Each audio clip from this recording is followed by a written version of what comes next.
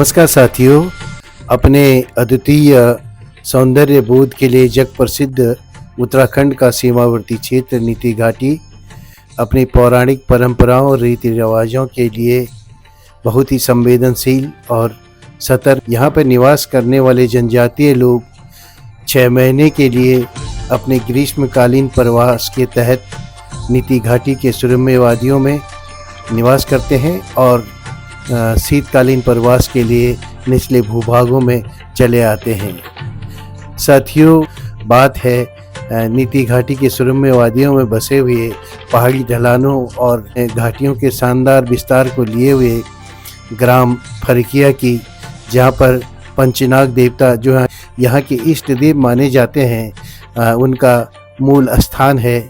और कहते हैं साथियों कि जब ग्रामीण गांव में आते हैं तो पंचनाग देवता अपने मूल स्थान जो कि गांव की सरहद पे एक पौराणिक मंदिर है, वहां पर निवास करते हैं और गांव की सुरक्षा करते हैं।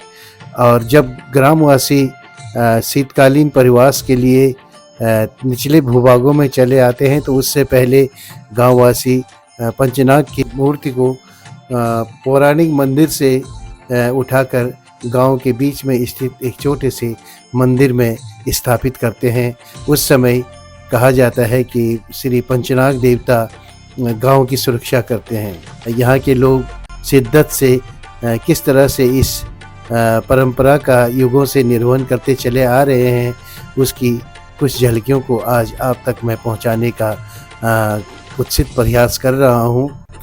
मुझे उम्मीद है कि आपको ये पसंद आएगा और आप मेरे चैनल को सब्सक्राइब भी करेंगे और लाइक भी करेंगे।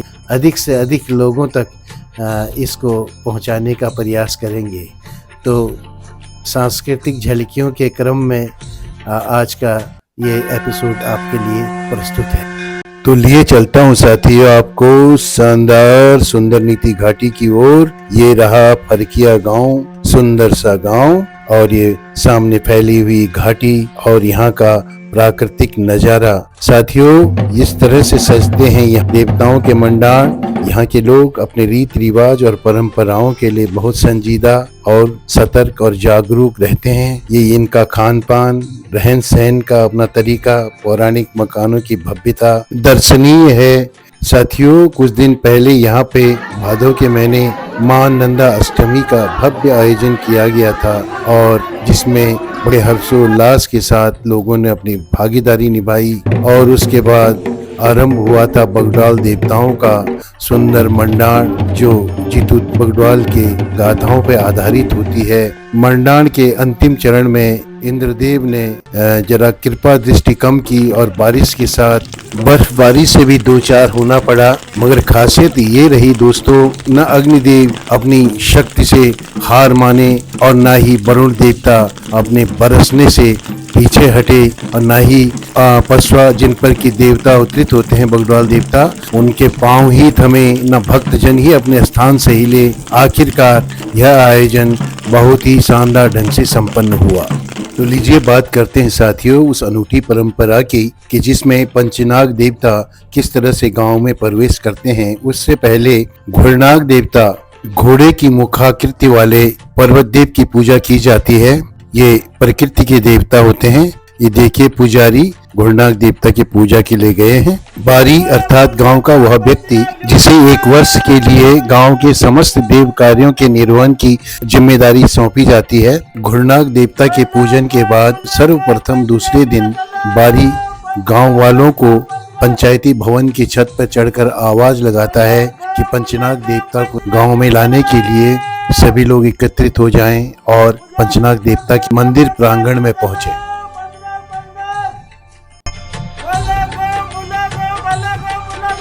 बाजे गाजे और ढोल दमाओ भोंकरों के साथ सभी ग्रामवासी पंचनाग देवता के मंदिर प्रांगण में पहुंचते हैं। देवी देवताओं में अटूट श्रद्धा और विश्वास रखने वाले यहाँ के जनजातीय लोगों का ग्रीष्मकालीन प्रवास का अंतिम अनुष्ठान होता है। पूजन के बाद समस्त ग्रामवासी शीतकालीन प्रवास हेतु निचले भूभागों की ओर चल देते हैं। भाफर के आटे का भोग पिरामिड के शक्ल में लगाकर पंचनाग देवता की पूजा अर्चना की जाती है।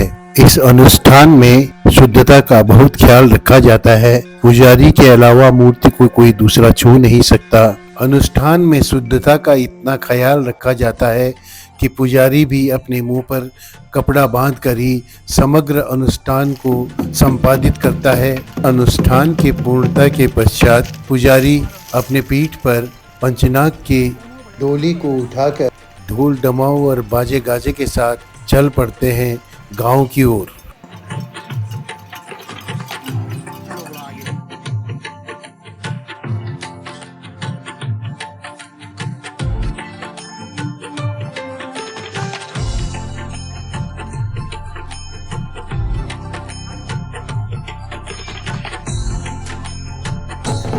गांव के सरहद से गांव के टेढ़े मेढ़े गलियों से होते हुए आखिरकार पहुंच जाते हैं श्री पंचनाग देवता गांव के पंचायती चौक में, अर्थात देव चौक, जिसे चौबता के नाम से जाना जाता है। सर्वप्रथम वहां पर अपना आसन लेते हैं और तत्पश्चात पंचनाग देवता को उनके शीतकालीन प्रवास वाले मंदिर में स्थापित कर दिया जाता है और इस प्रकार से यह इस प्रवास का अंतिम अनुष्ठान संपन्न हुआ जाता है। रात्रि के समय महिलाएं झुमेला गाकर पंचनाग देवता से गांव की कुशल क्षेम और सुरक्षा की कामना करते हैं। हर्षोल्लास के साथ इस प्रवास का अंतिम यह अनुष्ठान पूर्ण रूप से संपन्न हो जाता है दोस्तों। और मैं छोड़े चले जाता हूँ आपको यहाँ के शानदार प्राकृतिक नज़ारों के साथ। फिर होगी मुलाकात, तब तक के लिए विजय रावत का प्यार भरा नमस्कार।